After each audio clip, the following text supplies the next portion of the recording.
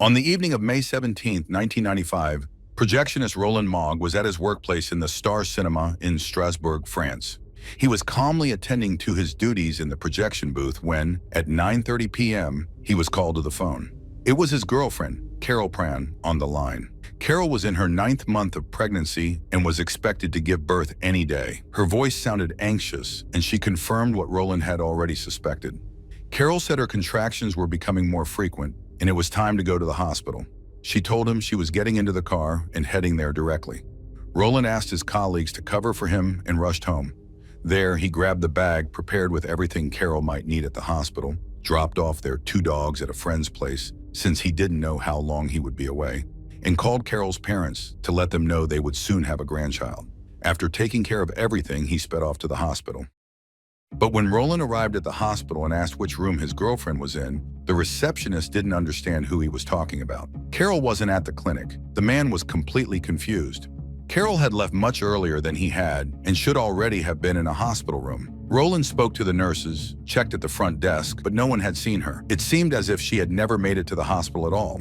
After confirming that Carol was not at the clinic, Roland left and began searching for her in the streets. Perhaps there had been an accident on the way. After all, Carol had already started having contractions, which were coming every couple of minutes. Roland was extremely worried, not just for his girlfriend's safety, but also for the baby.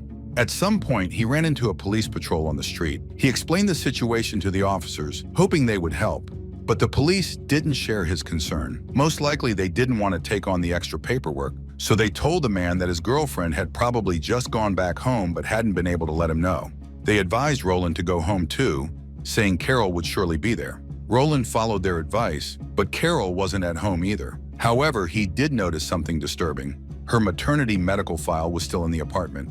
And worst of all, about 50 meters from the house, he saw her car. That meant she hadn't left in the vehicle as she had planned, and being 9 months pregnant and about to give birth, it was unlikely she would have gone anywhere on foot. The man contacted the police again. This time, the officers took the matter much more seriously. He showed them the car. The hood was cold. A layer of pollen from blooming trees had gathered on it, suggesting it had been parked there for some time, possibly several days. This was very strange. It appeared that something had happened to her after she stepped out the door, before she even reached the car. Of course, it was possible she had called a taxi, but then why hadn't she shown up at the hospital? The police were completely baffled. A young woman who was due to give birth at any moment had simply vanished. The police questioned Roland about his life with Carol, and he told them everything was fine. There had been no tension between them recently, and he simply had no idea where she could have gone. In the morning, he called Carol's friends, hoping someone had seen her or knew something that could help find her, but no one was able to offer any useful information. Everyone sympathized with him, but none could imagine what he was going through. The day that was supposed to be the happiest of his life had turned into a never-ending nightmare. A full day passed.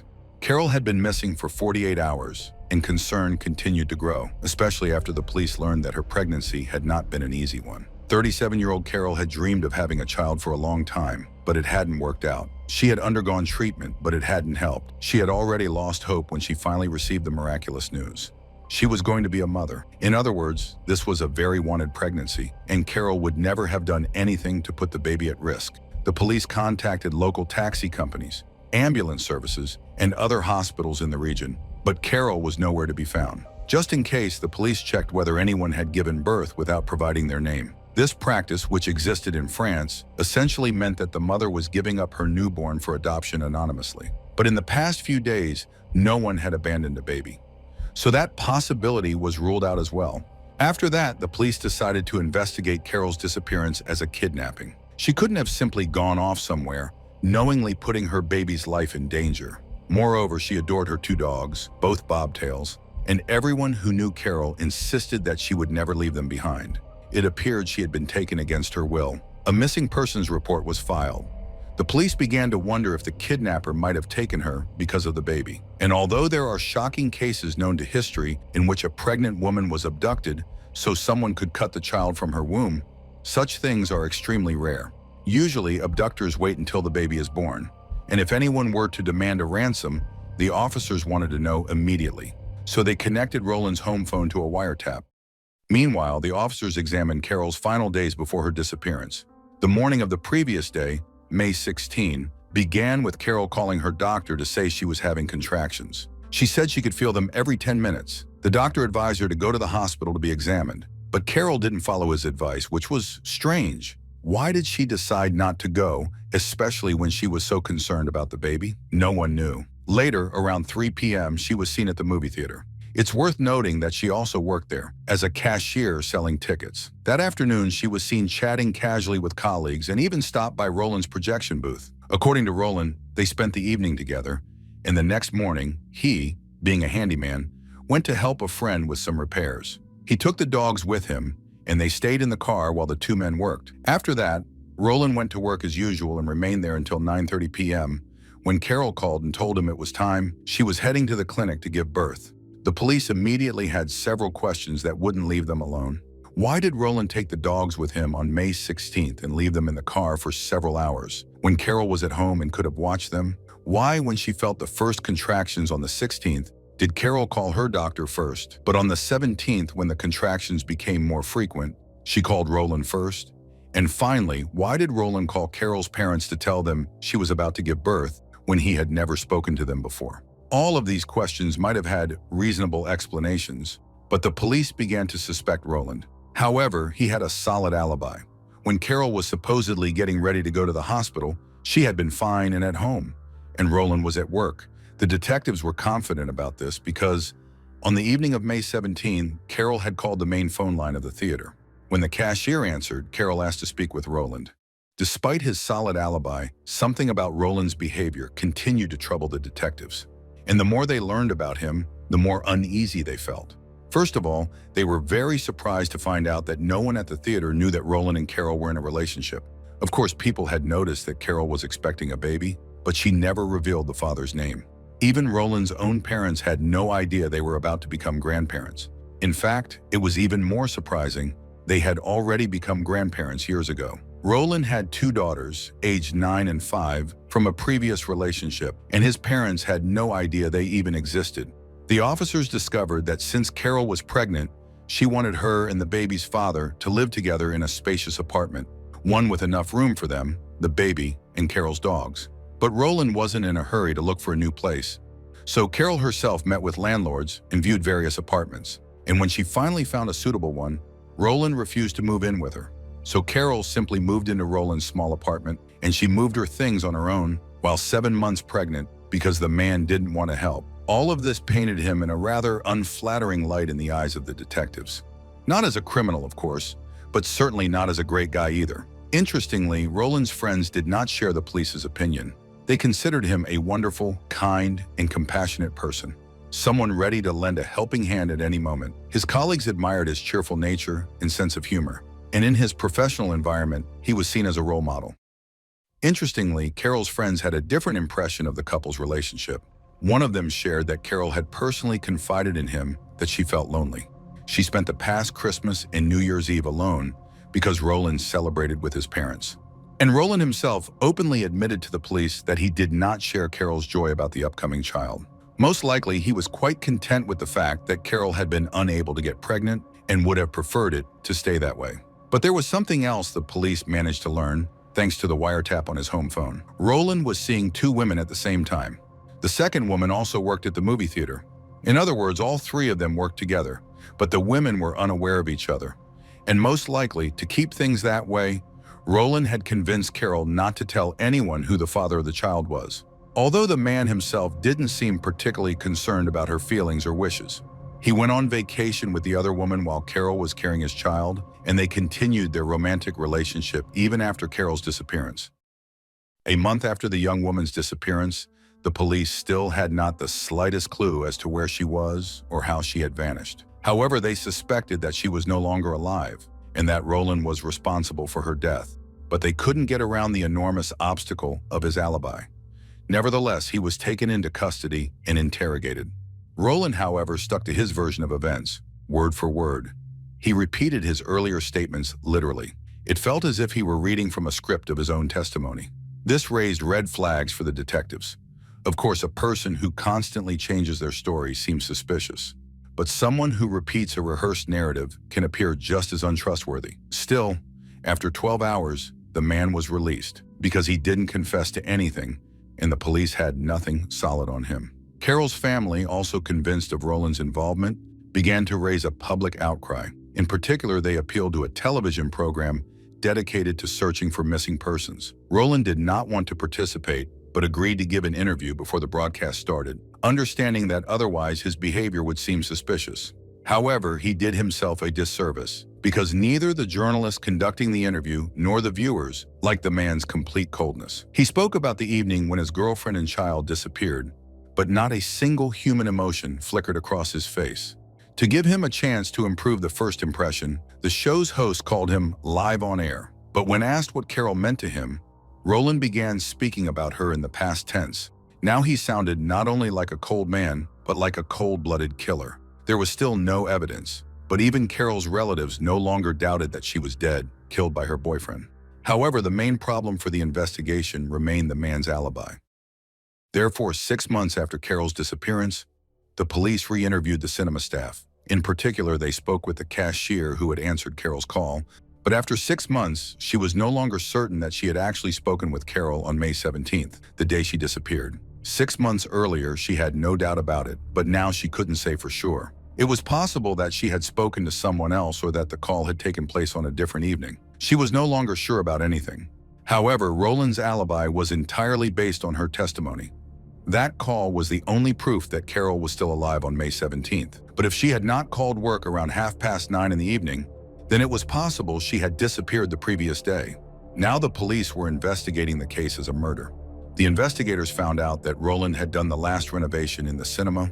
He himself designed the layout and personally remodeled several rooms. Thanks to this work, he knew about various secret little corners of the cinema that others had no idea about.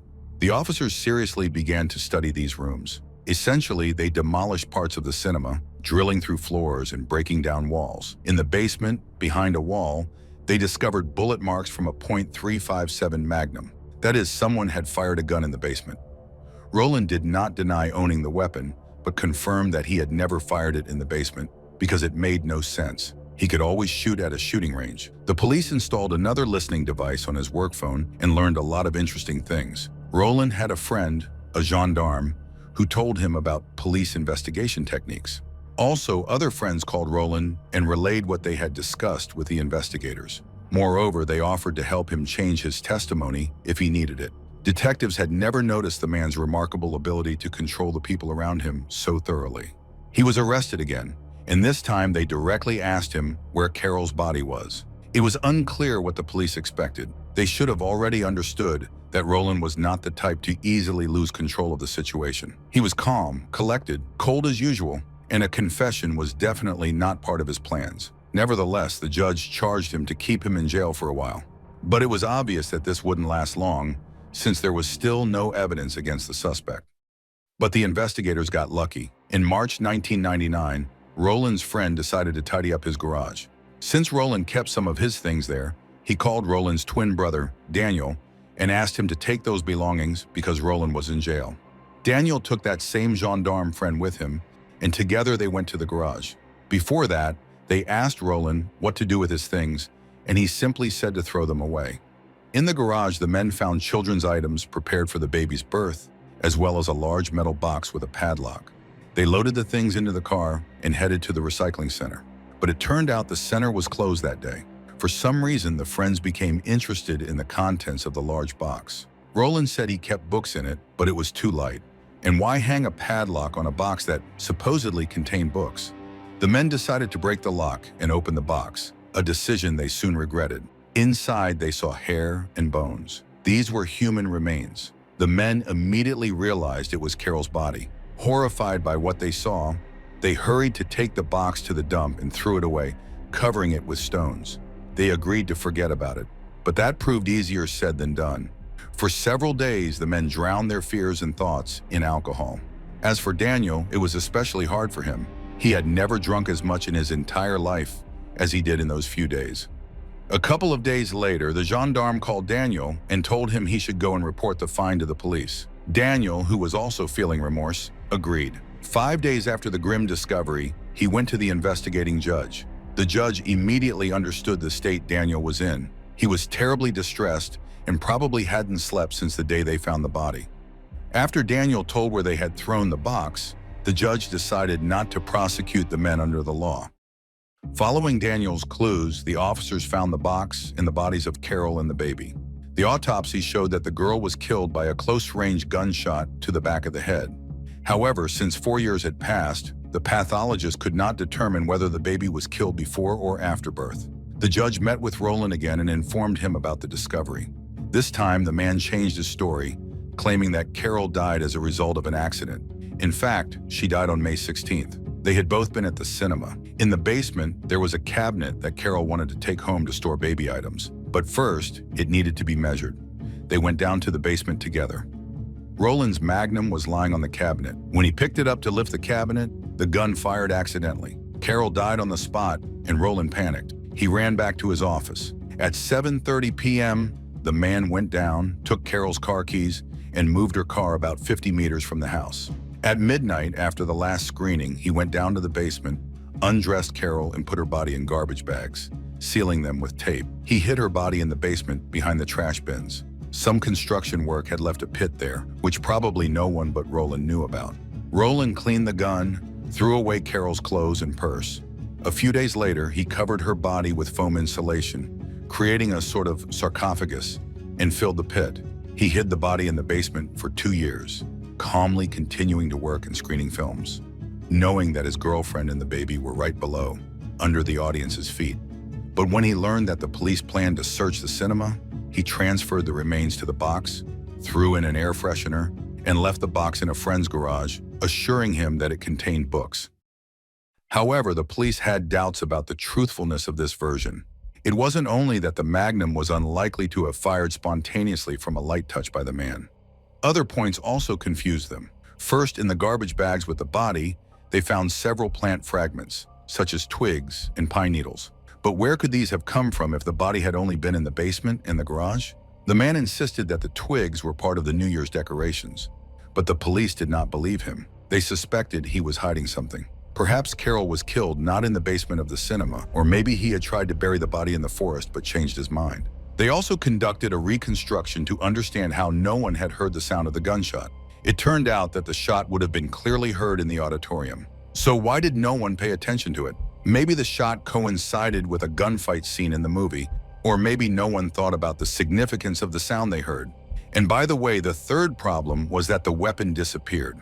Roland said he had thrown it into a lake. The officers searched the local lakes but did not find the Magnum. Then Roland's lawyer intervened and convinced him to hand over the weapon to the police. The lawyer probably hoped that the expert examination would confirm the version of an accident, but the result was exactly the opposite. The specialist conducted several tests and concluded that the weapon could not have fired without the shooter applying force. The trigger was very stiff. In September 2000, the judge again tried to talk with Roland, sharing with him the findings of the investigation. In particular, she told him that the expert report disproved his claims of an accident. And Roland changed his story again. Now he claimed that it was not an accident, but a crime committed in a fit of passion. Carol intended to leave him, and he couldn't bear it. But the detectives knew that Carol had endured her boyfriend for a long time, had moved in with him 2 months before her disappearance, and on the day of her death was supposed to give birth to his child. Therefore, they didn't really believe that Carol decided to leave Roland exactly that day. However, understanding that they would never get the full truth from the man, they decided that this was enough. The trial began on November 27, 2001. Someone might have thought that Roland should be tried for the murder of 2 people. However, before a child is born, they have no rights, and the law does not yet protect them. This is all aimed at protecting doctors who deliver babies and perform abortions, so they cannot be prosecuted. Nevertheless, since Carol was pregnant, Roland was charged with murder committed with special cruelty under aggravating circumstances. His relatives and friends took the stand, declaring that he was a good person who had made a mistake that day. But even during his friends' testimonies, Roland remained cold, emotionless, as if he didn't care.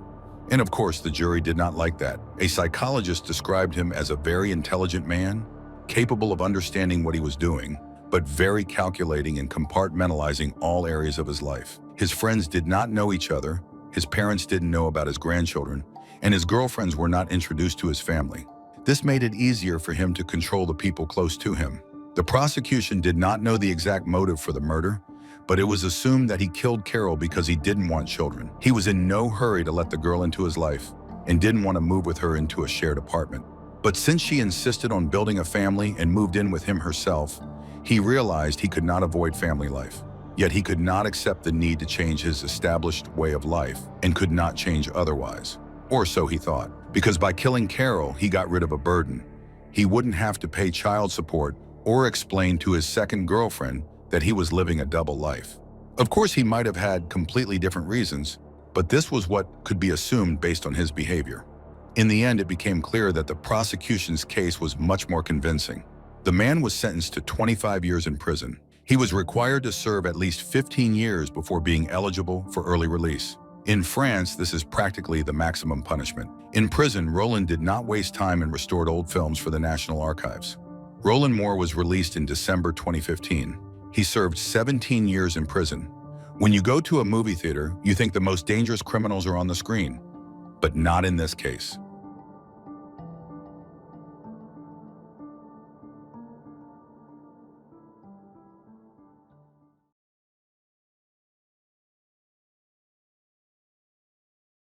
Saturday, June 25, 1983 began like any other day, but everything was about to change for 37-year-old John Gentry. His girlfriend had told him she was expecting a child and that he would soon become a father. Together with a small group of friends, they spent some time at a restaurant celebrating several happy occasions at once. The evening went perfectly. Around 10 to 10:30 p.m., John decided it was time to call it a night. He planned to head home, pick up a bottle of champagne on the way, and wait for his girlfriend there so they could continue celebrating the wonderful news. John walked to his Ford Futura parked near the restaurant. He got inside, put the key into the ignition, and turned it. The engine obediently purred to life. Then he switched on the rear lights. All the same familiar actions, except this time, hell itself broke loose. Because by doing so, he triggered the detonation of dynamite that had been waiting in the trunk of his car. The explosion sent shards of metal flying forward, tearing into the man's neck and back, hurling him out of the vehicle. Lying on the pavement, bleeding, surrounded by smoke and shattered glass, he thought the battery had exploded. At least to his disoriented mind, that seemed the only possible explanation. The next thing he remembered was medics cutting off his clothes and rushing to treat him. Then he was lifted into an ambulance and taken to the hospital. For 4 days, John would hover between life and death. But he would pull through and go on to play a key role in this story. A story that, in fact, is not really about him at all. It is about a woman who, from her earliest childhood, had known the vilest side of this world and decided to take from it everything she believed was hers, even at the cost of her own flesh and blood. Rescue services rushed to the scene near the Driftwood restaurant in Pensacola, Florida. Paramedics immediately began treating the victim, while officers focused on finding out what had caused the explosion. They questioned witnesses who had been present at the scene. The witnesses explained that the victim's name was John Gentry, 37 years old. He had been at the restaurant with his girlfriend, Judy Bonanno. Judy owned a nail salon. One of her employees had just turned 21, and Judy wanted everyone to celebrate the occasion. It had been a wonderful dinner. People laughed, enjoyed themselves, and made plans to go to a club afterward. John, however, didn't want to go to the club. Instead, he decided to head home and wait for his girlfriend there. But just as he walked outside, a deafening explosion rang out. The entire restaurant shook. Everyone rushed out into the street. John was lying on the pavement, surrounded by shards of glass, smoke, and debris. The roof of his car had been blown off, the seats ripped to shreds. It was nothing short of a miracle that John had survived such a blast. Still, he was gravely injured, his body riddled with fragments of metal. Judy dropped to her knees beside him. She screamed and wept, begging him to hold on and not lose consciousness. When the paramedics arrived, she accompanied her lover to the hospital. After examining the car, to everyone's horror, it became clear that the explosion had not been an accident. Dynamite had been placed inside the vehicle, wired to the rear lights. 2 sticks of dynamite were found in the trunk behind the back seat. The moment John switched on the lights, the car blew apart. Unfortunately, John's vehicle had been parked quite a distance from the restaurant entrance, and the police were unable to find any eyewitnesses. Detectives hurried to the hospital, where doctors reported that the man had miraculously survived surgery, but remained in critical condition. He was in a coma. Investigators then spoke with his loved ones, who had rushed to the hospital, fearing this might be their last chance to say goodbye to someone dear. They described John as a very pleasant, polite, and well-educated man. Being attractive and sociable, he was well-liked by women. He had met his girlfriend 3 years earlier. The romance developed quickly, and John was completely smitten with Judy. Within 6 months, they began living together. John, Judy, and her teenage children, James and Kimberly. Over the years, their relationship had only grown stronger, and their businesses more successful. Judy owned a beauty salon, while John sold carpets and wallpaper. Their ventures brought in a very good income, and John and Judy enjoyed spending their money, lacking for nothing. But as with many businessmen, John occasionally had disagreements with his partners. Judy explained that at one point John decided to expand and struck a deal with a woman in Mobile, Alabama, to open another store. However, the deal fell through, and the would-be partner became furious. She filed a lawsuit against John and lost just 3 weeks before the incident at the restaurant. Could it have been possible that she had hired someone to kill John out of revenge? Detectives were uncertain. A professional hitman would have made sure the victim was killed, placing dynamite under the seat rather than in the trunk. Whoever planted the explosives was clearly not a professional. Even so, detectives spoke with the suspect named by Judy, but they found no connection to the crime. 4 days after the explosion, investigators finally received the news they had been waiting for. John had come out of his coma. He was wrapped in bandages, looking and feeling terrible, but he was alive and able to answer police questions. John had no idea who might have wanted him dead. He was certain it wasn't the woman from Alabama because their disagreement wasn't worth killing over. Hoping for some kind of lead, detectives asked if he remembered any unusual problems in recent months. The man replied that about 6 months earlier, a mysterious illness had forced him to spend nearly a week in the hospital. Though doctors were never able to determine what was wrong, he had suffered from severe stomach pain and nausea. Eventually, he felt better and was discharged. His girlfriend had once worked as a nurse, and she took excellent care of him. He returned home, resumed his normal life, continued taking vitamins, and soon after, he ended up back in the hospital with the same unexplained stomach pains. John blamed the vitamins, thinking he might have developed an intolerance. The police asked how he had started taking them in the first place. He explained that he had caught a cold, and his girlfriend had given him capsules to help him recover faster. Detectives requested his permission to take the capsules from his briefcase and have them tested. While waiting for the results, they decided to put the man's life under a microscope, and they would start with the person who had given him the medicine, Judy Buonanuovo. Everyone who knew Judy was captivated by her. Intelligent, charming, generous, sociable, no one had a bad word to say about her. And when investigators ran her name, nothing suspicious appeared. But in the records department, a clerk happened to mention that the Spanish surname Buonanuovo was the equivalent of the English surname Goodyear. The detective asked her to check under that name as well, and his instincts proved correct. There was information on a Judy Goodyear. That was unusual enough for detectives to wonder why Judy had changed her name to Buonanuovo. So they dug deeper and uncovered a series of disturbing coincidences, both fascinating and horrifying. Judy Anna Welty, known to everyone simply as Judy, was the third of 4 children in the family. Her mother was Apache, and the girl was named in her honor. But before Judy even turned 2, her mother died of tuberculosis. Her father, a farm worker, was supposed to raise the 4 children on his own. Supposed to, but he didn't. Instead of surrounding them with love and care after their mother's death, he cowardly abandoned his responsibilities. He sent Judy and her younger brother Robert to live with their grandmother, while the 2 older children were given up for adoption. It was a very difficult start in life for little Judy and Robert. A glimmer of hope appeared about 10 years later, when their father remarried. He brought Judy and Robert back from their grandmother's home. Their stepmother already had 2 sons, and in theory, Judy and Robert could have become part of a big, happy family. In reality, Judy was turned into a servant in her own house. She had to take care of all the household chores, and if her father or stepmother didn't like something, which happened very often, she was forced to sit hungry in the corner while the rest of the family enjoyed dinner. Robert suffered as well, beaten by everyone, his father, stepmother, and even his stepbrothers. Judy endured this hell for 2 years, until at the age of 14, she snapped. In an attempt to protect Robert, she poured boiling grease on her stepbrothers. Then she began throwing anything she could find at her father and stepmother. Instead of helping the girl, instead of involving social services, they sent Judy to jail for 2 months. At just 14, she found herself behind bars among real criminals. When her sentence was over, she refused to return home. Instead, she was placed in a juvenile facility that also had a school.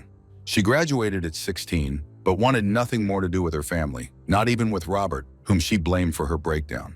Judy felt that the world owed her for all the years of humiliation and suffering. From that point on, she decided she would manipulate the system at every possible opportunity. Judy trained as a nurse and began working in the profession. Still a teenager herself, she gave birth to a boy she named Michael. She was not married to the child's father, something frowned upon at the time. A few years later, she met a young Air Force Sergeant, James Goodyear. The two fell in love, got married, and James adopted Michael as his own. In their marriage, 2 more children were born, James Jr. and Kimberly. In 1970, James was deployed to Vietnam, where the war was raging. He returned home a year later. But though James had survived the war, he did not live long after returning to his beloved wife. He began suffering from seizures, stomach pain, nausea, and hallucinations. He was admitted to the hospital, where he died on September 15, 1971. Doctors told his wife that his death was the result of lung, heart, and kidney failure. A 37-year-old man suddenly dying from the simultaneous failure of 3 major organs should have raised questions. But no one looked deeper. The grieving widow didn't even wait for her husband's body to grow cold before hurrying to the bank to collect the payouts from the 3 life insurance policies taken out on James. While her husband was away at war, Judy didn't even try to remain faithful. She was seeing a man named Robert Crawford. Their affair ended when her husband returned home, but it resumed shortly after his premature death. It was Robert who introduced Judy to Bobby Joe Morris, and very quickly, his lover moved in with Bobby Joe, while Robert disappeared from her life. At the time, he didn't know it, but he was incredibly lucky their paths parted. Judy soon changed both her own last name and that of her children to Morris, even though she and Bobby Joe were never legally married. When Judy and Bobby Joe moved to Trinidad, Colorado, where they bought a house together, her previous home in Orlando mysteriously burned down. The property had been insured, and Judy collected a handsome payout. Judy and Bobby Joe lived in Colorado for only 16 months before his health began to deteriorate. Judy claimed that the 39-year-old man enjoyed drinking, so doctors treated him for pancreatitis. He did improve somewhat in the hospital and was discharged into the care of his nurse girlfriend. At home, however, he grew ill again. He collapsed at the dinner table, unconscious. Bobby Joe was rushed back to the hospital where he died 5 days later.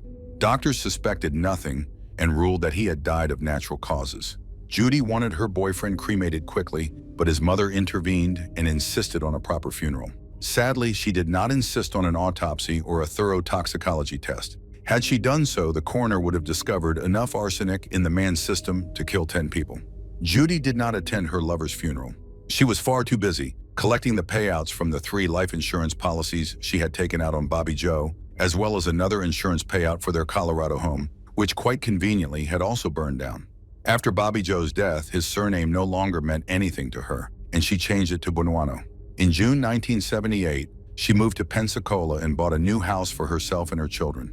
One couldn't help but wonder, in her plans, how long was this new home supposed to last before it too would accidentally go up in flames? The police continued digging into her past and made an even more shocking discovery, this time about her son Michael. Judy had long stopped mentioning him, but she had another child, Michael, who had been adopted by James Goodyear. In 1979, 8 years after his stepfather James had died, Michael also joined the Army. The teenager joined only because he wanted his mother to be proud of him. He had always felt like a burden to her and longed only for simple maternal love, nothing more.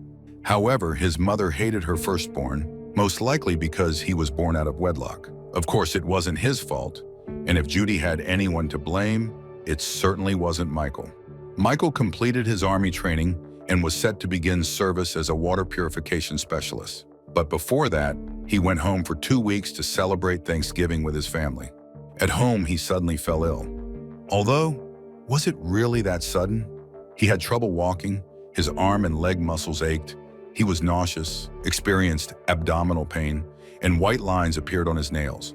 When he returned to the Army still suffering from these symptoms, doctors quickly narrowed down the possible cause to one thing: arsenic poisoning. But by a curious coincidence, officers used arsenic during water purification training, so everyone assumed the poisoning had occurred in the Army. The young man did not die, but he developed paresis, a condition characterized by partial loss of muscle strength. Unlike paralysis, where a muscle completely loses its ability to move, in paresis the muscle retains some, though reduced, function. Essentially, he could now fully move only his left hand. To help the rest of his body regain at least partial function, he wore a muscle support corset and bandages weighing 23 kilograms. But it was necessary if he ever hoped to recover. Naturally, Michael had to leave the army. He returned home to his mother, who thought it would be a good idea to go canoeing with a son who could not move on his own and was wearing extremely heavy bandages. She placed Michael in the canoe, his brother James sat beside him, and they set out to fish. After a while, rescuers pulled Judy and James from the water. Judy claimed that while she was paddling, the boat hit a rock and capsized. The canoe struck James in the neck, and the mother rushed to help him. She helped her son stay afloat, but she could not help Michael. The weight of the young man immediately dragged him under. Imagine the horror of being pulled down despite desperate but futile attempts to stay afloat. Imagine the pain as water stung his eyes, clogged his ears, and finally filled his lungs, entering through his nose and mouth. The last thing he experienced before everything went dark was the bitter taste of betrayal from the person closest to him. The mother he loved more than anyone in the world watched coldly as he drowned. Again, no one suspected anything. Despite Judy telling the officer who questioned her that their fishing gear had snagged on something and that the canoe overturned when one of them tried to free it, no one doubted her. It's astounding how calmly liars can tell two completely different stories in a short period of time and then act surprised when they become suspects. But it would be a long time before Judy was suspected of murdering her son. In the meantime, she hurried to collect the insurance payouts. Her son, of course, had been insured. The mother received $20,000 from the Army and 2 insurance policies worth $20,000 and $30,000. Additionally, she was to receive another $20,000 if Michael's death was deemed accidental. By a curious coincidence, Michael died as the result of an accident.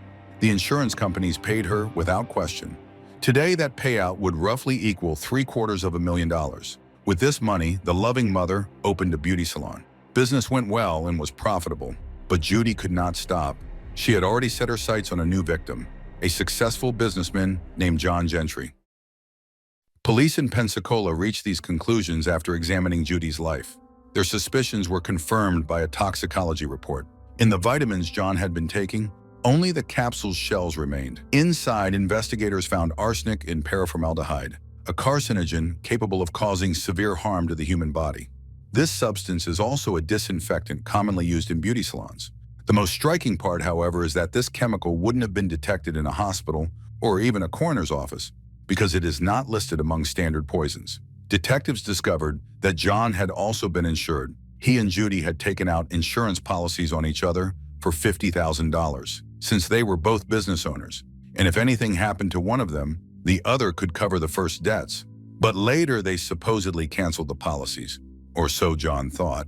In reality, Judy continued paying for his insurance, and John was insured not for $50,000, but for $500,000. Additionally, Judy was named in his will and would inherit half of his estate, totaling $750,000. Judy clearly believed she would get away with it, as always. Even before receiving the money, she had already booked a cruise for herself and her children, but of course, not for John. And the cruelest twist of all for the naive, trusting man was that Judy did not intend to have a child with him. Several years earlier, she had undergone surgery that made it impossible for her to ever become a mother. When detectives asked John if he remembered any other details about the day of the explosion, he recalled something he had never considered important, until now.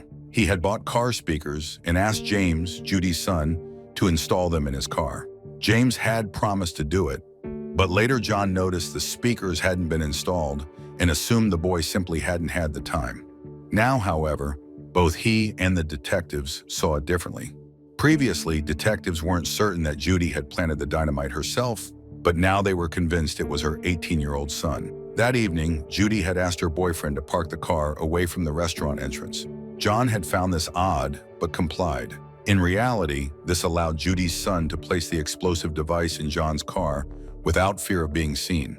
James took the dynamite, the car keys, installed the device, closed the trunk, and quickly disappeared. During a search of James's room, Police found a wire identical to the one used to connect the dynamite to the car. An FBI lab report soon confirmed a complete and indisputable match. The dynamite itself was traced back to a close friend of James in Alabama. It wouldn't have taken James long to learn from him how to connect the wires. Given everything the investigators had already uncovered, they arrested Judy and her 18-year-old son James and charged both with attempted murder of John Gentry. Fortunately, John survived. However, detectives believed that other victims of the Black Widow had been far less lucky. Now they needed to find evidence linking Judy to the deaths of other men in her life. This required exhumation, a complex and difficult process. Permission for exhumation is granted only in extreme cases, when no other means of obtaining evidence is possible. Fortunately for the investigators, the court agreed and issued an exhumation order. On March 14, 1984, 13 years after his death, the remains of James Goodyear, Judy's late husband, were exhumed. When the toxicology results arrived from the laboratory, the investigators held their breath. James's body contained enough arsenic to poison 13 people. They also exhumed the body of Michael, Judy's son, who had drowned during a fishing trip. Arsenic was also detected in his body. Judy was tried for her crimes in separate trials. First, she was found guilty of the first-degree murder of her son Michael and sentenced to life imprisonment without the possibility of parole. 7 months later, she was convicted of the attempted murder of John Gentry and received an additional 12 years in prison. James, however, was acquitted by the jury, likely out of sympathy, since he had been willing to do whatever his mother instructed. The final trial concerned the murder of James Goodyear. The stakes were incredibly high. If found guilty, the 41-year-old Judy faced the death penalty. She took the witness stand and tried to defend herself, but the jury did not believe her. You gave the jury a real good show. You don't know you weren't there. She was convicted and sentenced to death by electric chair. On March 30th, 1998, the sentence was carried out. Judy was 54 years old at the time, and she spent her final hours with her children. Investigators also exhumed the body of Judy's boyfriend, Bobby Joe Morris. Toxicology revealed enough arsenic in his body to kill 10 people. However, since Judy had already been sentenced to death, prosecutors did not pursue another trial, sparing taxpayers the cost. James Goodyear, Bobby Joe Morris, John Gentry, Judy could have been happy with any of these men, as they genuinely loved her and were willing to care for her and her children. But it was never enough for her. She decided she wanted John's money. Without John, had she stopped after the first, second, or even third murder, she might have gotten away with it. Fortunately, her spree came to an end. But how many others like her have escaped justice?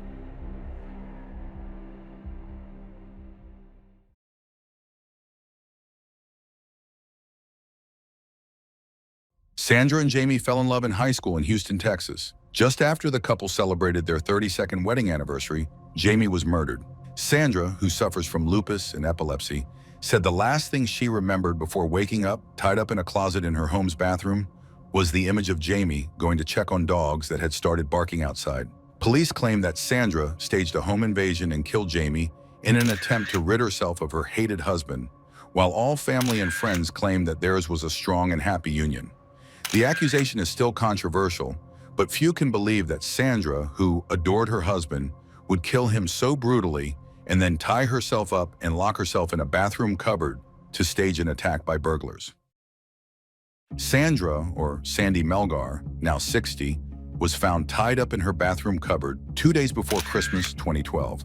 The closet door was propped against a chair, preventing the woman from escaping. Her husband, Jamie, or Jim Melgar, then 52, was found dead in another closet after being stabbed multiple times with a kitchen knife.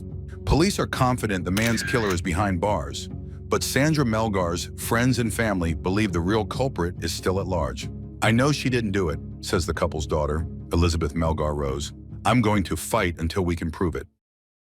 Jamie, or Jim Melgar, was born in Guatemala but emigrated to the United States when he was 3. His family settled in Houston, where young Sandra Melgar also lived, although she was still Sandra McCullough at the time. The young people noticed each other in school, and since then, they have been inseparable. A few years after graduating from school, the couple got married and began to climb the career ladder. Jim became an IT specialist, and Sandy became a nurse. The couple had a daughter, Liz. They also joined a religious community that required them to adhere to strict moral standards and principles. "We were a very close-knit family," Liz recalls. The family's happiness was marred by Sandy's health. She suffered from several illnesses at once: lupus, epilepsy, and hypothyroidism. She also had a hip replacement. Liz says she witnessed her mother have severe seizures many times. She had epilepsy before I was born, and lupus started when I was about 3, Liz says. I remember this because she had been in treatment for a long time. She was paralyzed on one side of her body. She was in a wheelchair. It was very difficult for her. Stephanie Davis, a family friend, said she noticed Jamie was spending more and more time as his wife's caregiver. Jamie was involved in every aspect of her care, researching her condition, trying to find any kind of medication, doing whatever he could, Stephanie says. There were times when Sandy was afraid to drive, afraid of seizures, so she relied on her husband to do most of the daily chores. Jamie and Sandra Melgar had been married for 32 years. At the time of Jamie's death, he and his wife were living in the house alone because their daughter had grown up and was living on her own. The couple had only 4 small dogs in their suburban home. On December 22, 2012, Sandy and Jamie decided to celebrate their wedding anniversary. They went to their favorite Mexican restaurant, and on the way back, they bought drinks to continue the pleasant evening at home. The next day, the couple was expecting Jamie's brother and his family for a celebratory dinner. On December 23rd, Herman Melgar and his family arrived at the house at 4:30 p.m., the appointed time. Imagine their surprise when they saw that the front door was locked and no one was answering the doorbell. I told my dad. I remember clearly telling him something was wrong, recalls Herman's daughter, Marissa Campos. Herman checked the back door, but it was also locked, and there was no sound coming from the house. Then his brother walked to the 2-car garage adjacent to the house. The garage door on the right side was wide open. In the garage, the brother found a closed but unlocked door leading into the kitchen. Herman walked through it into the house, opened the front door for his family, and then heard a cry for help coming from deep inside the house. Herman followed the cries into the bathroom adjacent to the master bedroom, where he found a chair propped up against the handle of a closet door. The man moved the chair, opened the closet, and found Sandra lying on the floor. She was wearing only a bathrobe, her ankles were tied, and her wrists were clasped behind her back. Herman could not untie her with his bare hands, and, at Sandra's request, he took scissors from the bathroom and cut the bonds, which consisted of a scarf and other elastic materials. While Herman was freeing Sandra, his family found Jamie in a bedroom closet, naked and cold. A rope was loosely tied around his chest, his ankles were tied with telephone wire, and he was covered in blood, with deep gashes to his neck and torso. Police and emergency medical services were dispatched to the scene. They were told that one person was dead and another was injured in a home invasion or robbery. But when the police and paramedics arrived, they found no signs of forced entry that would normally occur in a home invasion. All the doors and windows were intact, and at first glance it appeared that nothing had been stolen. Valuables were untouched and in plain sight, and the dresser drawers were only slightly open, and their contents were untouched. The detective found Sandra crying in the bathroom, but since there were no tears, the officer assumed she was faking it. When he asked her what had happened, she said the last thing she remembered was relaxing in the hot tub with Jamie. But at some point, their dog started barking, and her husband came out of the bathroom. Sandra added that she was used to epileptic seizures and the fainting spells that accompany them, and she did not remember what had happened the night before. I couldn't move because I had a seizure, and usually I can never move at times like that. Everything hurts and my head hurts, she said. The victim was examined by a doctor on the spot and found no injuries to the woman's face, head, or wrists.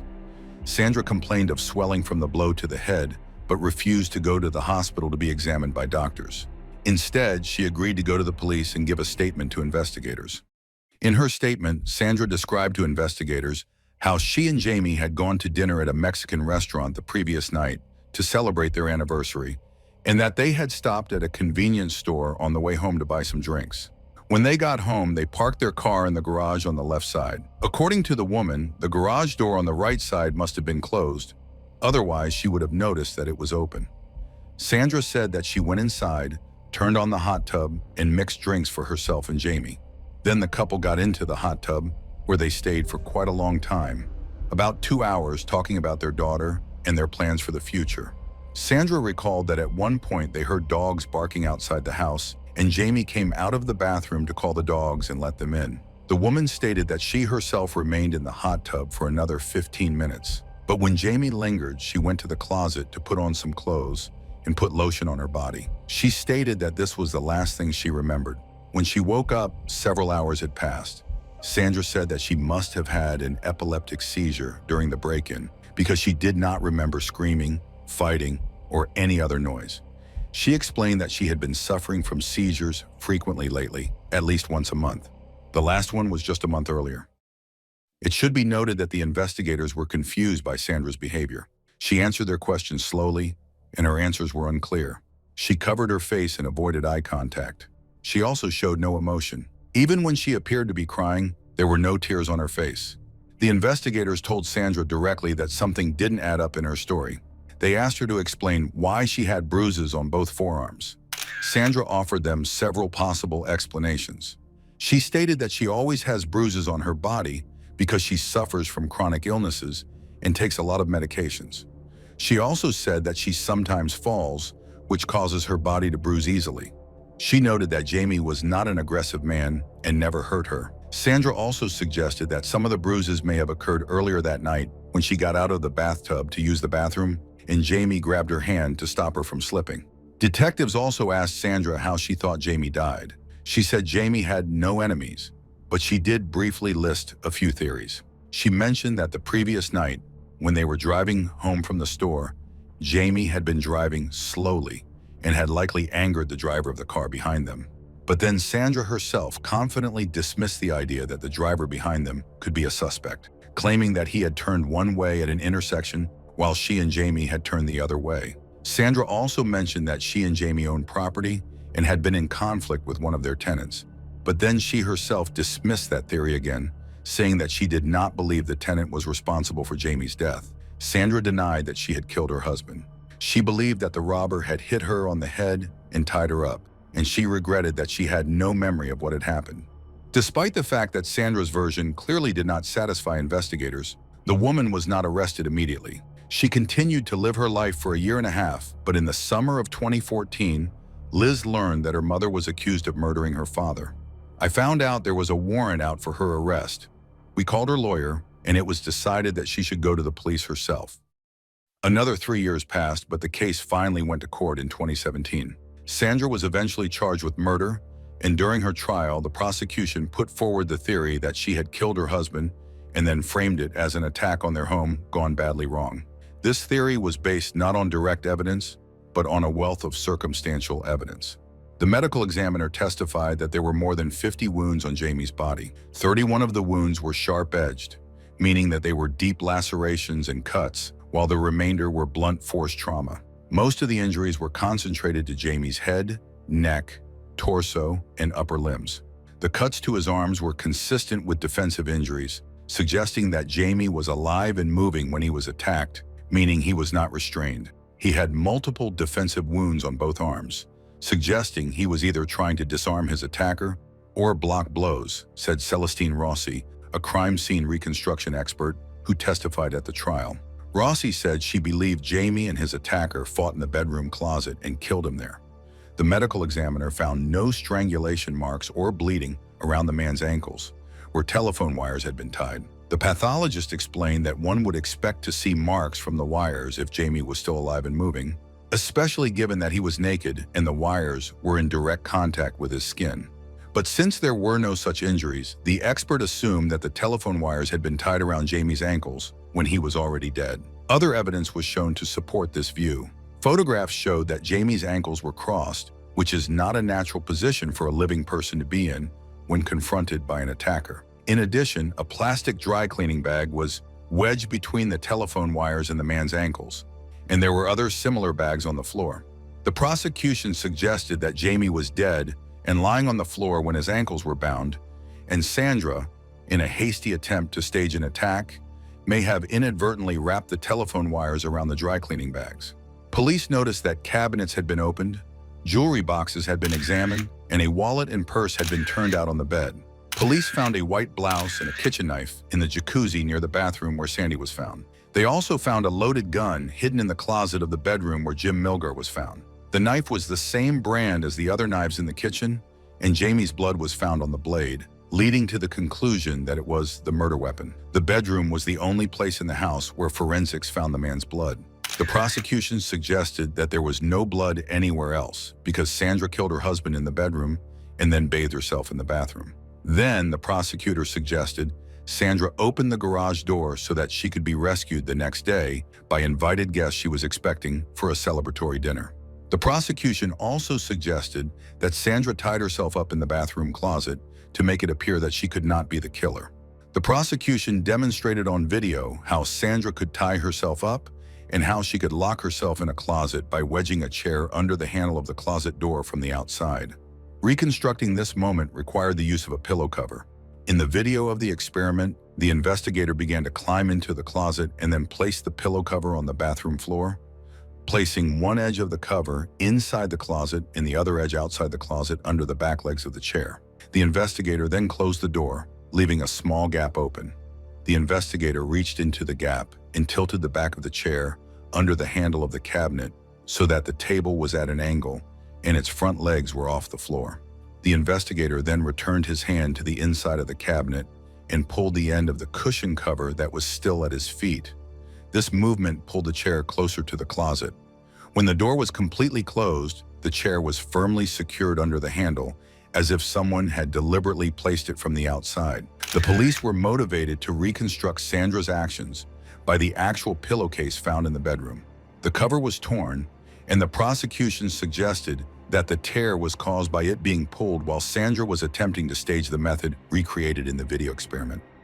In addition to this physical evidence of staging, there was other evidence that challenged Sandra's claim that Jamie had been killed by a burglar.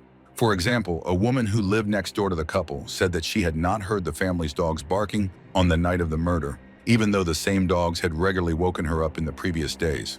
The prosecution also pointed out that if Sandra could hear dogs barking outside, as she initially told investigators, then she should have heard Jamie fighting with the intruder during the 15 minutes she was in the hot tub. But Sandra told investigators that she heard nothing at that time. Perhaps realizing this discrepancy, Sandra ended her statement by explaining to investigators that the hot tub was sometimes quite loud and was malfunctioning. The prosecution was quick to present evidence that challenged Sandra's account. They found real estate sales records that showed that when Sandra sold the house after the murder, she failed to tell the new buyers that the hot tub was defective. The prosecution also presented some medical records from Sandra's doctor. The records showed visits from 2008, 2009, 2010, 2012, and 2013. While the evidence confirmed that Sandra had seizures and had been diagnosed more than 30 years earlier, as a teenager, it also said that her condition was now stable. And in documents that were dated both months before and after the murder, the doctor wrote that Sandra had not had seizures in a long time. The evidence undermined the woman's claim that she began having seizures around the time of the murder. In 2013, Sandra visited a neurologist after more than a decade and just months after Jamie's murder. Contradicting the woman's doctor's notes, which showed no recent seizures, the neurologist said Sandra had complained of seizures, including a recent seizure that could have caused memory loss. But according to the neurologist's own notes, Sandra said she had not had a seizure for a year, which also didn't match what she told investigators. The prosecution frankly admitted that they couldn't establish Sandra's motive for killing her husband, since there was no evidence that Jamie had been abusive or unfaithful. So they suggested that Sandra might have killed Jamie for the insurance money, or simply because she was unhappy in her marriage, but belonged to a religious group that didn't approve of divorce without a very good reason. Prosecutor Colleen Barnes tried to convince the jury that Sandy had talked Jim into letting her tie his legs with a telephone cord, perhaps in some sort of alleged sexual play, and then, using a large kitchen knife, surprised him and killed him. In any event, the prosecution told the jury that Sandra's claim of a stranger breaking into the home was unlikely.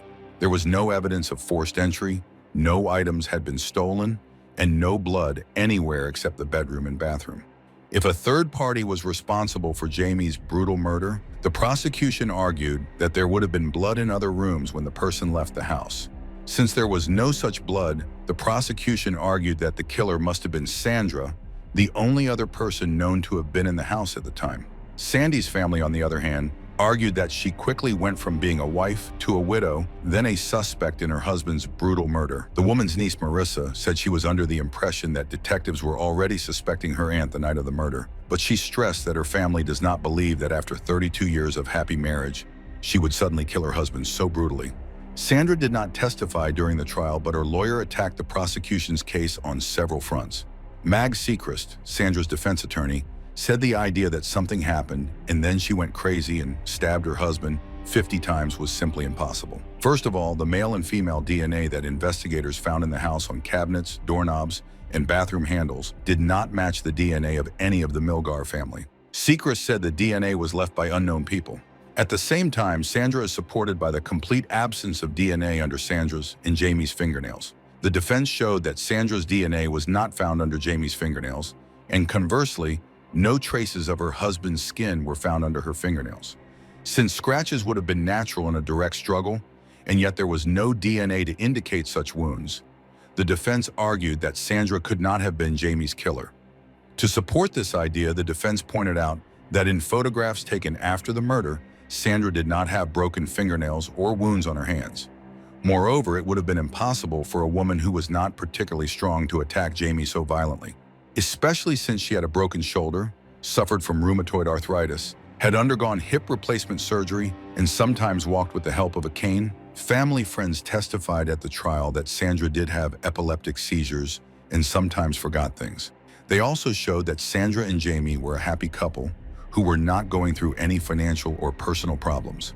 Forensic experts who examined the couple's computers and phones also said there was no evidence of extramarital affairs or suspicious internet searches, such as how to tie knots or how not to be accused of murder. Jamie's brother told how he found Sandra in a bathroom cupboard. He testified that the chair was propped up against a cabinet handle and was directly on the tiled floor, not on a cushion cover. Therefore, Sandra could not have staged a robbery, as the prosecution tried to prove. The lawyer criticized the prosecution's claim that the theft did not occur. A backpack was found in the garage containing a video game console and jewelry belonging to Sandra. The defense suggested that the robber dropped the backpack while fleeing the scene, perhaps because he was scared. Despite the defense's best efforts and the conviction of Sandra and her friends and family, the jury found her guilty and sentenced her to 27 years in prison and a $10,000 fine. Sandra and Jamie's daughter Liz believes her father's killer is still at large. Liz said the thought that her mother might have killed her father had crossed her mind. "I tried to look at the evidence. I tried to be impartial, but it's hard because these are my parents. At the end of the day, I still want justice for my dad. I want to know who did this. And it wasn't my mom," Liz says. Famed attorney Caitlin Zellner, who has represented Stephen Avery and other high-profile clients, recently announced that she will now represent Sandra Milgar. According to her website, Zellner has helped exonerate 19 people. And while the appeal in Milgar's case was denied, Zellner says more serious work will be done to prove Sandra's innocence.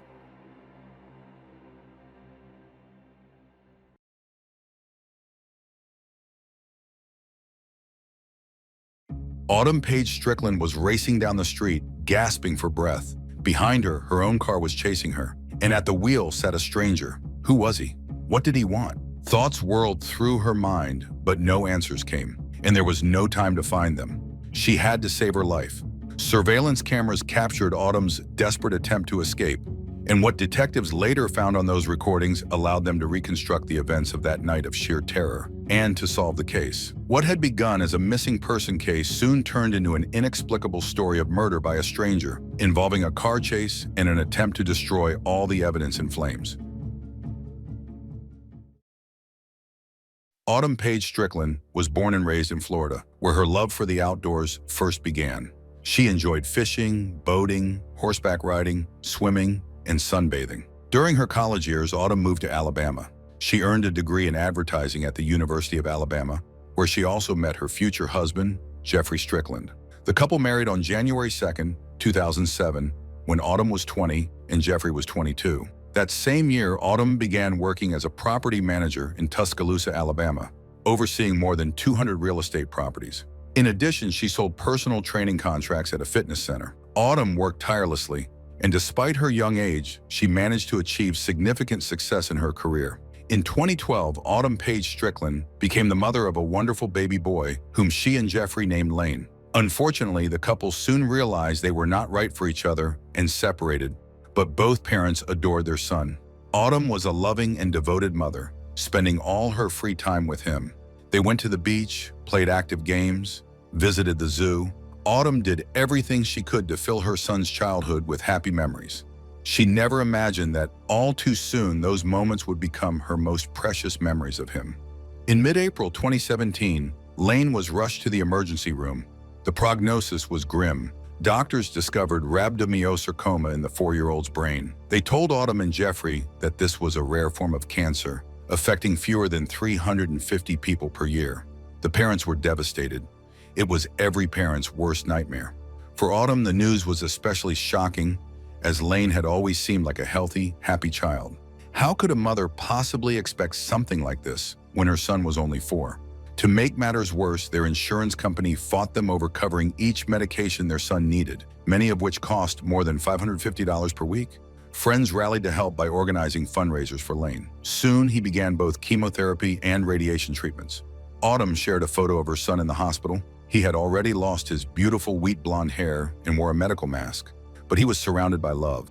Autumn admitted, "We fight every day, and sometimes it's harder than I'll ever admit to anyone. But I know that without him, there is no me." Like many parents in such a situation, Autumn watched helplessly as her little boy grew weaker, undergoing one procedure after another, clinging to the hope that something might change. But the cancer proved too overwhelming for such a small child. On July 22, 2017, just days before his 5th birthday, Lane passed away, only 2.5 months after the terrible diagnosis. By some miracle, Autumn Page Strickland managed to pull herself together after the loss of her son. She was deeply supported by friends and family who tried to draw the grieving mother out of her home, distract her, and help her regain some sense of normalcy in her life. Autumn herself understood that nothing could bring Lane back and that she had to keep moving forward, but doing so was far harder than simply saying it. She continued to share photos of Lane, often writing beneath them, "Not a minute goes by that I don't miss you. I hate living this life without you." To occupy herself, Autumn threw herself into work. She worked as a realtor and client relations manager. And in 2018, she even launched her own clothing line, named in honor of her son. Soon, Jason Linsman entered Autumn's life, and in 2023, she once again became a mother. This time to Aspen Olivia, an incredibly beautiful little girl. Aspen Olivia had her mother's eyes and bore a striking resemblance to Lane. To Autumn, she became her entire world. But at some point, Autumn and her daughter's father went their separate ways.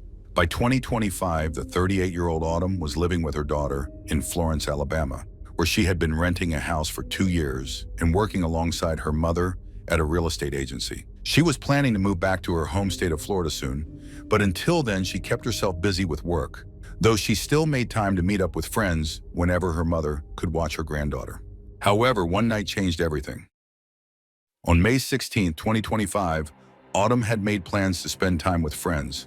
It was a Friday evening, and she checked into the Strickland Hotel in downtown Florence, the same city where she lived, because she and her friends had decided to meet at the hotel's bar.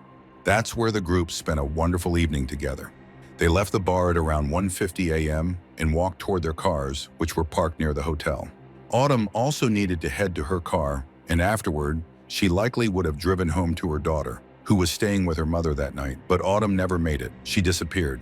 After that night, her friends and family were unable to reach her. Of course, she couldn't have just dropped everything and run away. She would never have abandoned her beloved daughter. Worry quickly grew, and early on Sunday, May 18th, when Autumn still hadn't appeared, she was officially reported missing. Her friends took to social media, sharing where Autumn had last been seen and what she was wearing: denim shorts, a black tank top, and flip-flops. But no one had spotted her, despite the fact that she vanished in the middle of downtown, an area often filled with University of Alabama students, since the campus is nearby and the district is full of bars, restaurants, and other popular spots to spend time. Since police knew exactly where Autumn had last been seen, they began reviewing surveillance footage. They spotted her on video just before 2 a.m. on May 17th, leaving the Strickland Hotel with her friends. She was wearing the same clothes her friends later described when she was reported missing. After saying goodbye, Autumn walked toward the parking lot where her car was parked. But the next camera police obtained captured a chilling scene. Autumn was running down the street near the hotel, clutching her phone in her hand. She was sprinting as if someone were chasing her. And indeed, moments later, headlights emerged from the darkness behind her. A car was following directly after her. Investigators were stunned to realize that the vehicle pursuing Autumn was her own car, a green 2012 Kia Soul. The car did not slow down. It struck Autumn, knocking her to the ground. Then the driver turned the vehicle around and ran over her a second time, as if to make sure the injuries were fatal. After that, the driver fled the scene in Autumn's car, leaving her motionless body on the road. The incident bore no resemblance to an accidental hit and run. It was the deliberate murder of Autumn Strickland. Detectives quickly examined the scene of the crime. They discovered Autumn's phone on the sidewalk. Her Kia Soul was later found abandoned about 2 kilometers from where she had been struck. If the perpetrator had killed her, ditched the car, and stopped there, he might never have been caught. But it seemed his plan for Autumn's nightmare that night wasn't over. The same camera captured what happened next. About half an hour later, another vehicle approached the victim's body, which still lay on the sidewalk. It was a white pickup truck. The truck stopped beside her.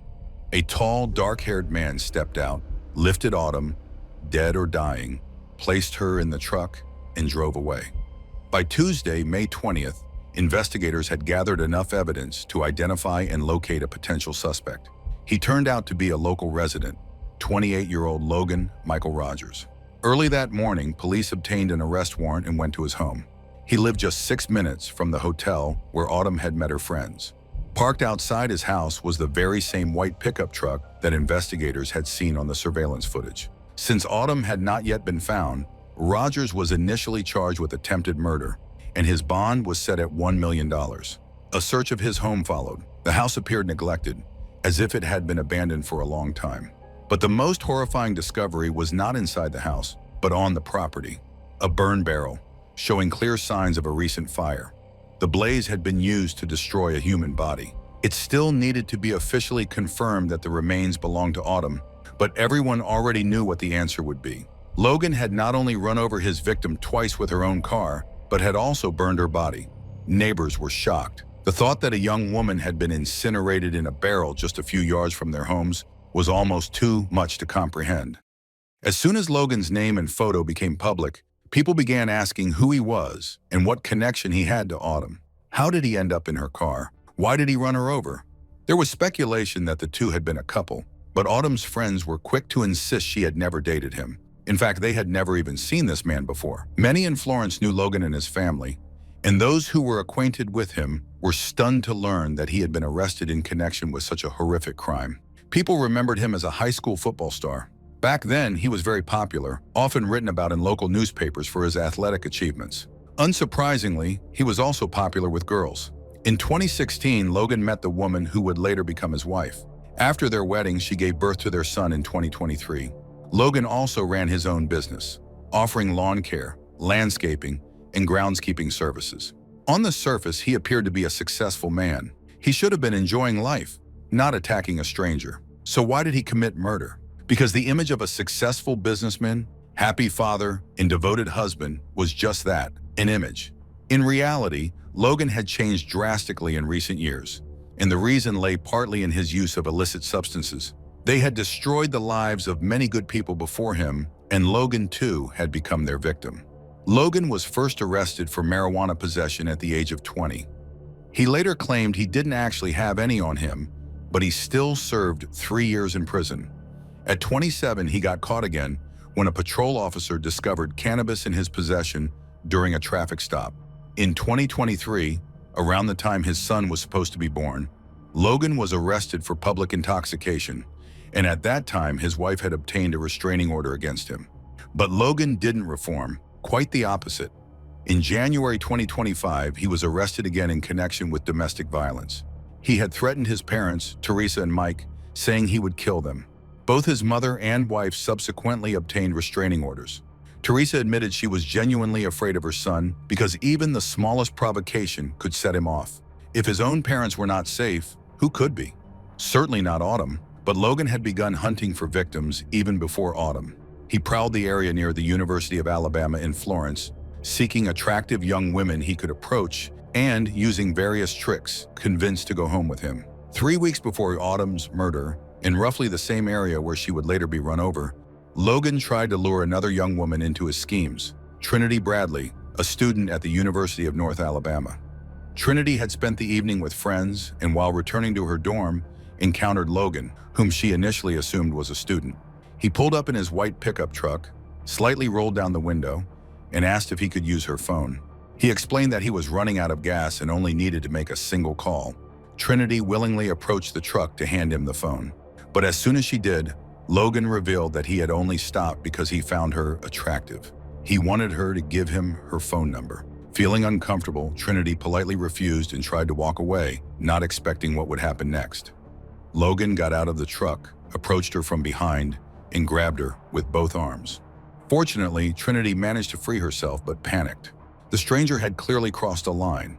She hurried up the stairs to her dorm, with Logan following closely behind. Trinity cleverly hid her phone under her waistband and secretly began recording him. Meanwhile, Logan was spouting some unconvincing nonsense. He claimed he wanted to show her something. He asked her to come to his house just to sit and talk, saying he wanted to show her everything he knew. Naturally, she refused. She didn't even know who he was. Trinity took a few steps up the stairs and told him to stop harassing women in that way. He replied that it was just a hug. Luckily, he then left her alone. However, the encounter unnerved Trinity enough that she reported him to campus police. Officers were unable to locate him that night. He had likely already left. After speaking with a campus officer, Trinity decided not to press charges, hoping he would continue to be monitored.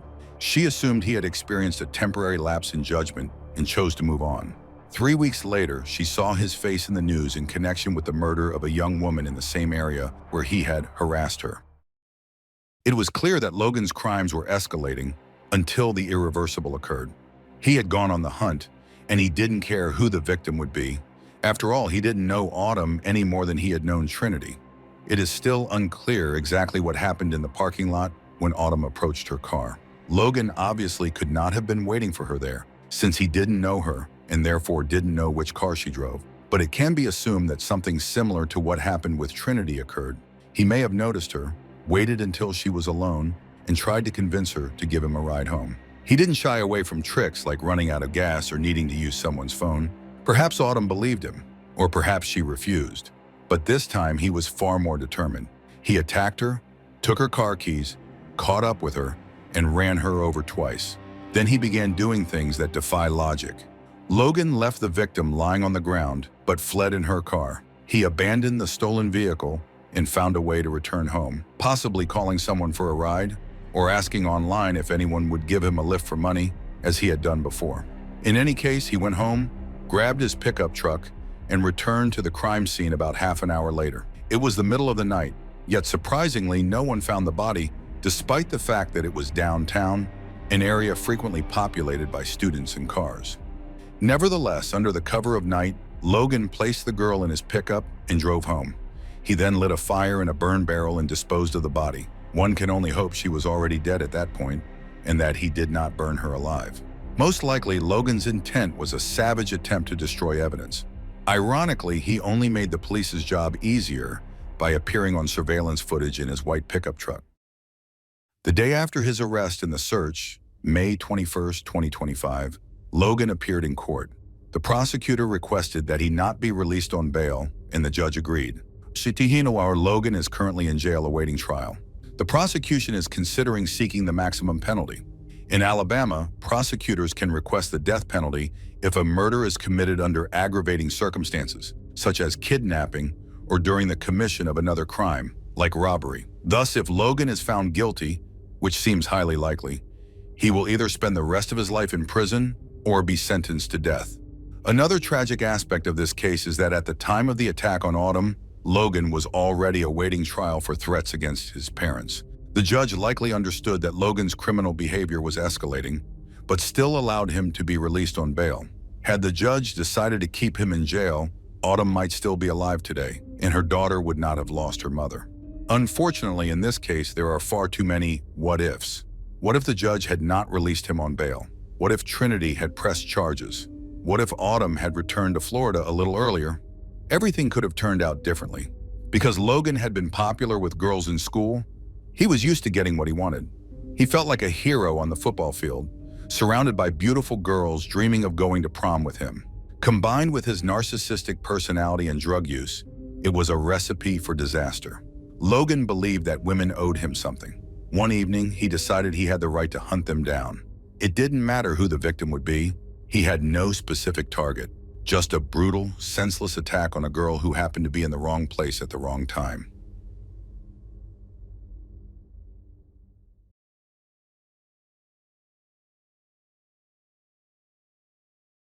"Hello, Grant," she whispered softly. Her full chest was squeezed into a tight corset, barely contained by the fabric. Loose curls framed her face, adding a playful touch to her coquettish appearance. Her blue eyes radiated desire, perhaps even love. Grant felt utterly overwhelmed. To him, she was the most exquisite creature on earth. Every moment apart, he spent counting down the seconds until he could see her again. Only Sylvia, the woman he knew as Sylvie, wasn't sitting across from him. She was thousands of miles away, and her time came at a price. Margaret and Chad Amato raised 3 sons. The eldest, Jason Amato, wasn't Chad's biological child, but Chad adopted him when Jason was just 3 years old and cared for him as if he were his own. Together, Chad and Margaret had 2 more sons, Cody in 1987 and Grant in 1989.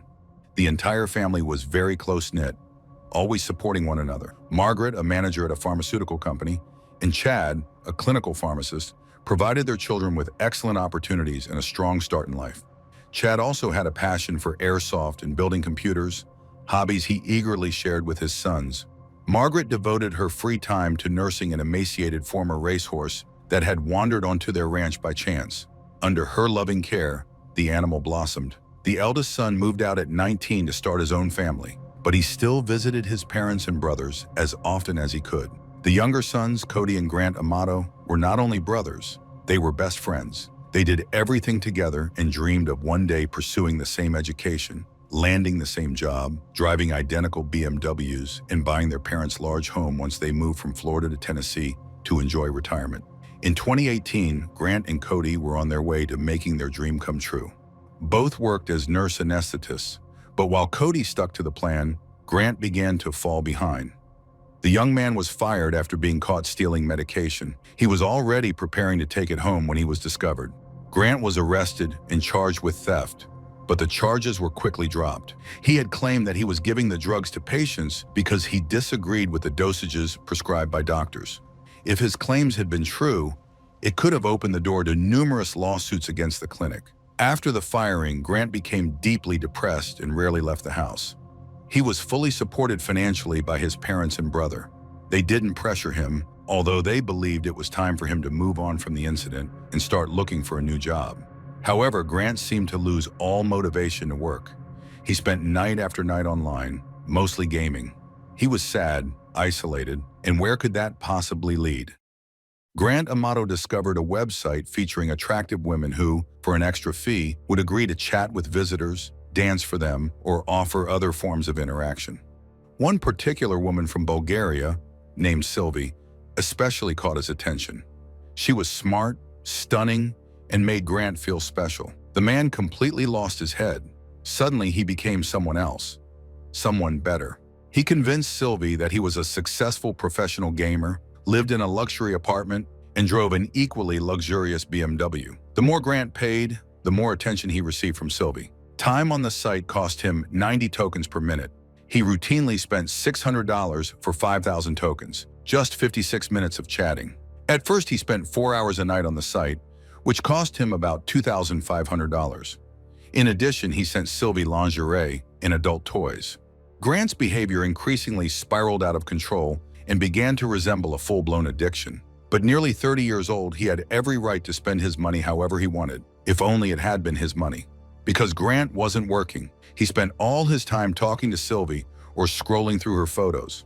Grant was financially supported by his parents and older brother, though not always willingly. It wasn't difficult for Grant to withdraw money from their bank accounts. At some point, his parents noticed the charges and asked where the $600 payments were going regularly. Grant explained that he was spending the money to promote his Twitch streaming channel. In other words, the money was going toward advertising, so he could grow his follower base. He promised that the expenses would soon pay off because streamers could earn a lot of money. Chad and Margaret were skeptical, but Cody stood up for his brother and promised to cover all of Grant's debts, just to help him get back on his feet. In December 2018, Grant and Cody, along with their friend Jericho Fine, went on a trip to Japan. All 3 were passionate anime fans and had long dreamed of visiting a studio and fully immersing themselves in the culture. The trip had been planned for a while. Naturally, all of Grant's expenses were covered by Cody. Everything was going well until just before a day of sightseeing, Grant told Cody and Jericho that he wasn't feeling well and wouldn't be joining them. But instead of resting at the hotel, he stole Jericho's bank card and used it at an internet cafe to chat with Sylvie. That same evening, Jericho discovered there wasn't enough money left on his card to even pay for dinner. He contacted Grant's parents, and they found out nearly all of the money had been spent on tokens. It quickly became clear that Grant had taken the card. Once again, Cody stepped in to cover for his brother, convincing Jericho not to go to the police and promising to pay him back in full. When the brothers returned home, the atmosphere in the house became more tense than ever. Their father, Chad, was deeply upset. Not only was Grant still unemployed, but he had no desire to change and continued to spend other people's money. After looking over bank statements, Chad discovered, to his horror, that the missing amount was far larger than he had imagined. A heated argument broke out, and Grant drove off in his car. Margaret contacted the police, afraid her son might harm himself. In reality, Grant had gone to his aunt's house and asked if he could stay with her. She immediately noticed that something was wrong. Her nephew seemed distressed, sleeping all day and staying up all night. Out of caution, she and her husband hid all the firearms in the house. A few days went by, and one day, Grant's aunt happened to check her bank account and saw some strange withdrawals. Hundreds of dollars had vanished. Her first thought was that she had fallen victim to scammers, but then she realized Grant had somehow obtained her personal information and had been spending nights on an adult website while the household slept. Grant's aunt called his father and told him what was happening. For the first time in her life, she heard Chad cry on the phone. He admitted that this had been going on for some time and that the family's debt had reached $150,000. Grant had even taken out a $65,000 loan secured by his parents' home.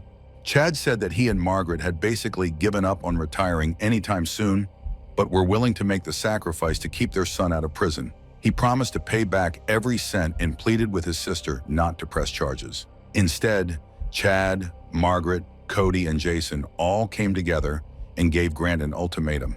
Either he would check into a rehab facility for his addiction, or they would cut him off completely. It's worth noting that Grant had always been a quiet, non-confrontational person, so he agreed without protest and entered treatment.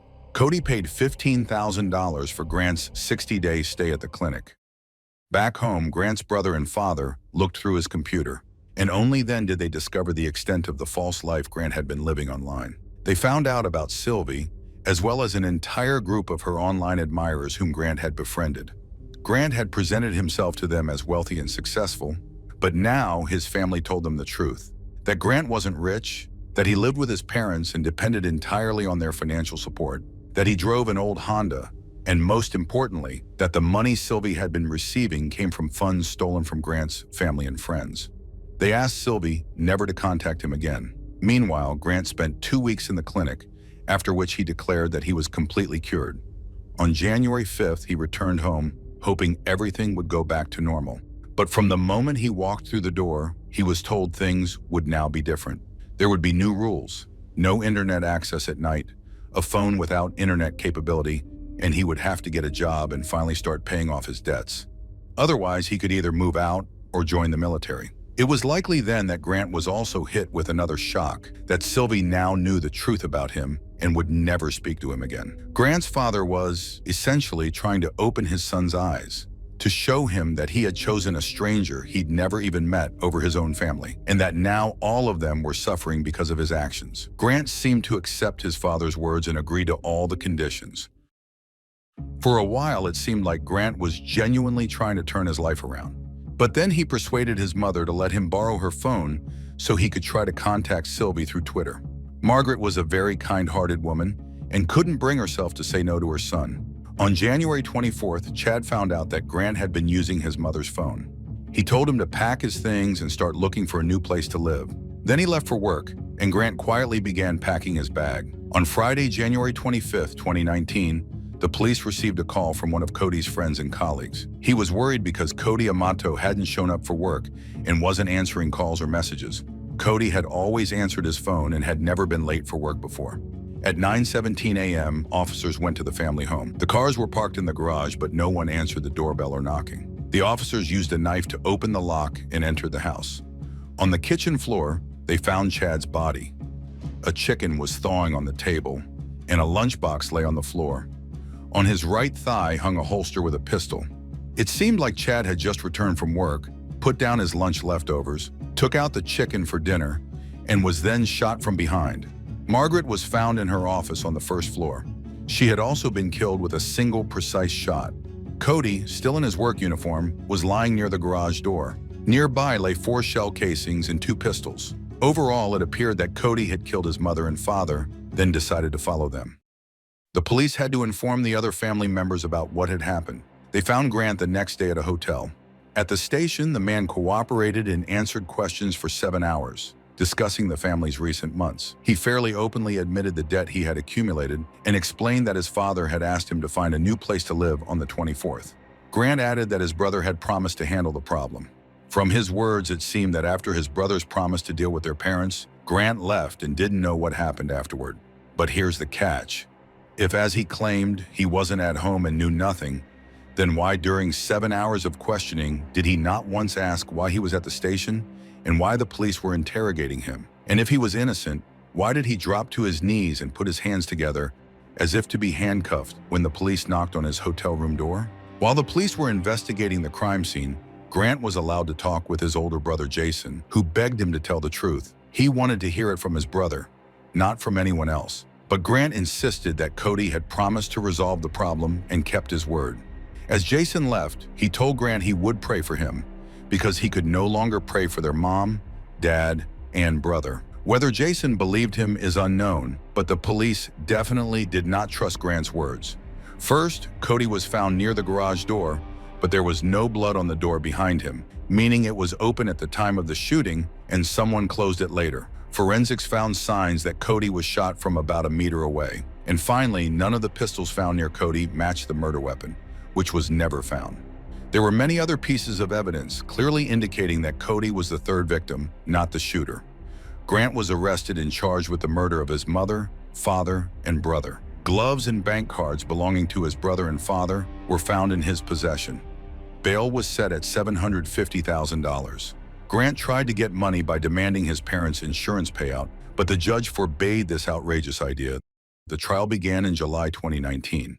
Grant's lawyer insisted that someone had broken into the house and killed the family. However, the evidence told a different story. It all started at 4:44 p.m. Cody and Chad were at work when Grant put on gloves, took a gun, went to his mother's office, and shot her in the back. About an hour later, the father came home. According to his fitness tracker, he immediately went to the kitchen and started preparing dinner, when his son quietly sneaked up behind him and pulled the trigger. Cody returned from his shift only at 10 p.m. He entered the house through the garage where his younger brother was already waiting for him. After that, Grant spent several hours tampering with the crime scene to make it look like Cody was responsible for killing their parents. He moved his brother's body, placed a weapon near him, and even put a gun holster on the father. The evidence also showed that around midnight, Chad logged into his banking app on his iPhone using his fingerprint and transferred money from his account to Grant's, even though he had been dead for a long time. Forensics examined the man's hands. Although they were covered in blood, one finger was completely clean. As horrible as it sounds, investigators had to conclude that Grant wiped his deceased father's finger to unlock the phone and transfer money to himself. Around 3 a.m., he took his brother's cards, got in his car, drove to a store parking lot where there was Wi-Fi, and spent several hours trying to win back Sylvie's favor. Grant Amato killed his family, including his brother, who was ready to give him the shirt off his back. And while their bodies were still warm, he rushed to restore a connection with a girl he had never even met in person. After 8 hours of deliberation, the jury found 29-year-old Grant Amato guilty of murdering his father, mother, and brother. He was spared the death penalty, but will spend the rest of his life in prison without the possibility of parole. Grant was desperate to win Sylvie back and was willing to do anything to remove any obstacles in his way, even his loving family. Photos of the fatal beauty were shown on the courtroom screen, and even then, after everything he had lost, Grant couldn't take his eyes off her. Now he is serving his sentence in a Florida prison and admits that he often receives letters from women. It's unlikely that Sylvie's one of them.